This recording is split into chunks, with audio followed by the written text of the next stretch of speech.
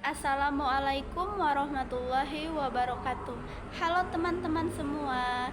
Perkenalkan, nama saya Risi Tamara, NIM 860085471 dari kelas 2D. Mata kuliah Pendidikan Seni DSD. Guru pembimbing Ibu Susilawati, MPD. Di sini saya akan mempraktekkan cara membuat batik. Ikutin kegiatan saya ya.